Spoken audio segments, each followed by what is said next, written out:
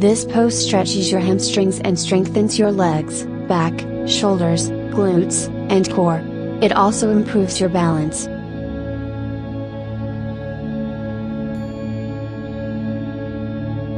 Stand with your feet shoulder width apart, then shift your weight to your left leg.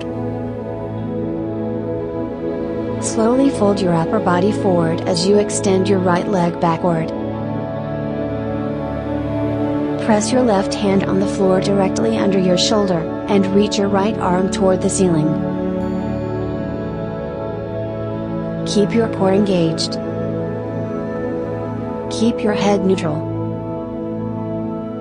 You can put a block under your hand to avoid rotating your chest toward the floor.